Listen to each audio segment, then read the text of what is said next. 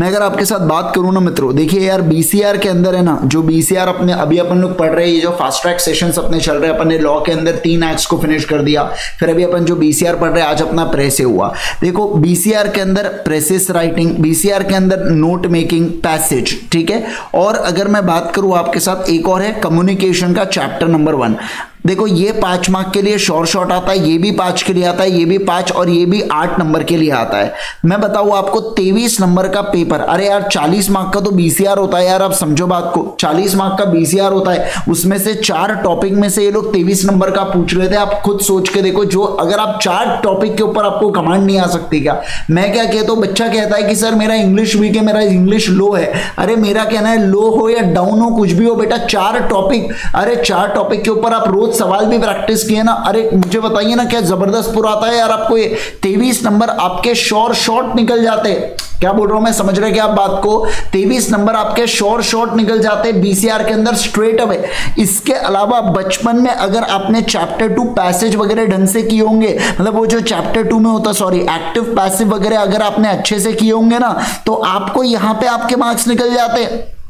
Active passive के अंदर, active voice passive voice के अंदर यहाँ पे आपके कितने, वॉइस के अंदर यहाँ पे आपके 6 नंबर के लगभग निकल जाते हैं। आप समझ रहे बात को? अगर कि मैं कहता हूँ जान दो ये भी नहीं किया तो रिपोर्ट राइटिंग और आर्टिकल के फॉर्मेट अगर आप अच्छे से देख लो, और अगर आपको टॉपिक अच्छे से जम गया, जो टॉपिक पे सवाल आया उसके ऊपर आप ज्ञान डाल सकते हो करके, तो ऐसे केस के अंदर वहां पे 5 मार्क बढ़ जाते हैं। 5 मार्क का वो आता है, 28 नंबर का पेपर यूं ही निकल जाता है। फिर बाकी वो ईमेल, रेज्यूम और वो जितने भी टॉपिक्स नहीं है क्या है, वो सब मिला के वो होते हैं, समझ लीजिए 5-6 नंबर के। तो ऐसे कि इसके अंदर देखो आपको समझना पड़ेगा कि कौन से सिलेक्टिव स्टडी अपने को करना है। अभी क्या है, समय ज्यादा बचा नहीं है ना। एग्जाम को कितना समय बचा है? अभी आपके देखो 10वां हो गया, ऑलमोस्ट 10वां महीना कंप्लीट है, तो 11वां 12वां 2 महीने अपने एग्जाम को बचे हुए बेटा। अब आपको अगर आपको पास होना है तो एक बात का ध्यान रखना, आपको क्या चाहिए, ये सारे टॉपिक्स के ऊपर कमांड चाहिए अपने को। ध्यान रखना अपने को, ये जो टॉपिक है ना, बस ये तो ऐसे चाहिए कि बस कहीं नहीं गए अपन, सब जम रहा है अपने को। समझ रहे क्या बात को जो मैं कह रहा हूं? सब जम रहा है अपने को, हर चीज आती है। मैं ये नहीं कह रहा हूं कि बाकी टॉपिक मत पढ़ के जाओ, बाकी टॉपिक भी पढ़ के जाओ, वो अपने जगह इंपॉर्टेंट है। मैं ऐसा नहीं कह रहा कि वो इंपॉर्टेंट नहीं है, वो भी इंपॉर्टेंट है दोस्तों। लेकिन खास बात मैं आपको बताता हूं यार, खास बात ये कि अगर सिर्फ इतने टॉपिक किए तो 23 नंबर आपको मिलते हैं। फिर आप सोगा पार्टनरशिप, अगर सोगा करो, पार्टनरशिप करो, फिर कंपनीज एक्ट करो, इंडियन कॉन्ट्रैक्ट एक्ट करो, तो लगभग आपका 80 नंबर की प्रिपरेशन ऐसी हो जाती है।